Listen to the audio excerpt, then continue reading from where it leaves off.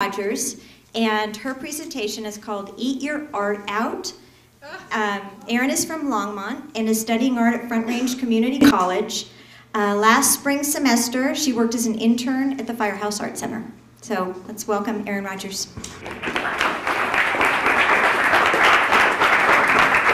Thank you. I'm super nervous. Don't like talking in front of people. But hi, everyone. Yeah, my presentation is Eat Your Art Out. It's an art project that's based off of a global art project that I'm doing. I have some more information. I'm not going to talk slide by slide. I'm just going to kind of touch on the Inside Out project, and then talk about the artist involved, and then like why I'm choosing to do the art project based off of it. So hopefully I can talk as long as the slides go. So technology, entertainment, and design do change the world. Not always in a good way, but they do. What about art? Could art change the world?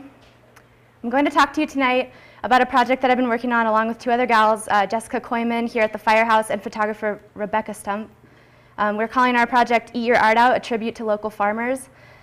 This project began last March when I watched a TED Talk in my art class at Front Range Community College. TED Talk stands for Technology, Entertainment, Design. It is a nonprofit devoted to ideas worth spreading. The talk was held for a French street artist named JR. He recently won the 2011 TED Talk Prize. The TED Talk Prize is designed to leverage the TED community's exceptional array of talent and resources.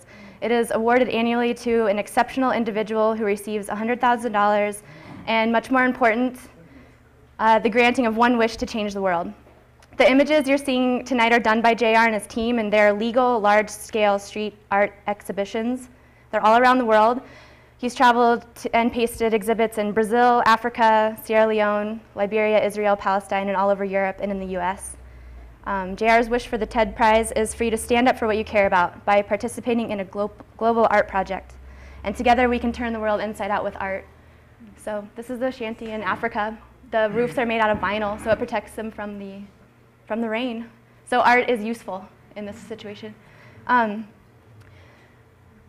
That's where we come in. I wanted to share this project with my community, and I wanted to participate with JR in the Inside Out project. Food and agriculture have always been a huge importance to me, mostly food, but also the act of turning a tiny seed into something that I could eat was always so mind-blowing, and something that we as a culture are forgetting about. Convenience and lack of time and money are big reasons, and personal reasons for me, that I can't always feed my family the way I would like to. I want to show the community that may not visit the farmers market every Saturday to see what the faces of farmers in the community look like. I wanted to suggest the farmer-to-neighbor relationship can still exist. I wanted people in Boulder County to be informed about the hard work involved in farming, and I wanted to know why they do it, why farmers do it. So we visited 13 different farms around Boulder County and conducted short interviews and took their photos. We have been approved through the Inside Out project through our cause and hope to order the images very soon. They're like 5 by 4 feet images. They're black and white. They're not as big as this. They're, the multiple images, the images that we get are supposed to be like based on, off of the Inside Out project, not JR's work. The images will be wheat pasted to the outside of a building or window somewhere in the area. We don't actually have a location yet. We hope here at the Firehouse, though. Wheat paste is made of water and flour and sugar.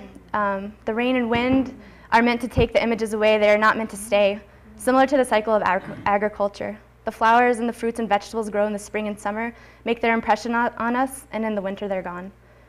This project has been a process, such a process. We have so many ups and downs, wondering if it will ever happen, how we're going to bring the project to Boulder County.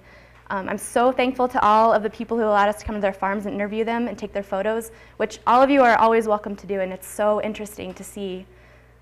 It's just so interesting. They have the best stories, and they're really down-to-earth people. And we eat their food, and we should know them. We should know them. I think I still have a lot of slides to go. Art is not supposed to change the practical things. It is meant to change the perception. Art can change the way we see the world. Art can create an energy. That's kind of all I have to say.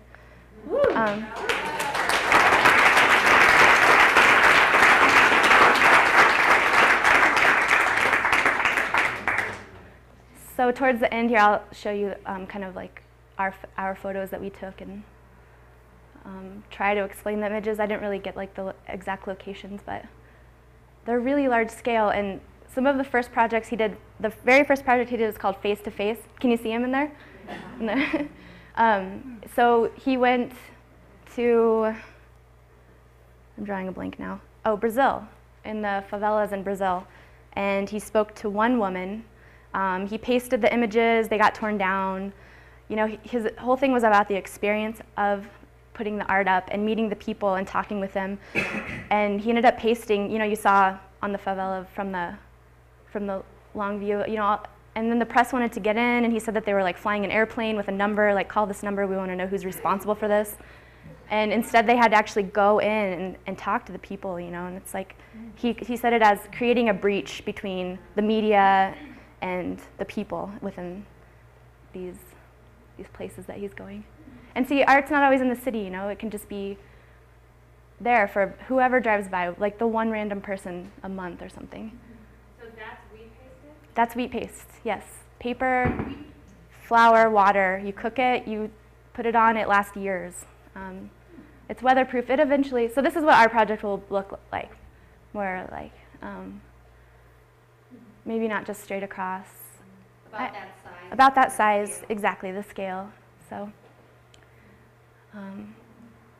these are just people all around the world getting involved, and so if you do see it around town, that I wanted people to know about it instead of just be like, why is that image of this random person on the building, you know, so now you can go and tell people like that's what it's for. And also I suggest checking out the TED Talks for JR. It's much more moving than what I can ever say.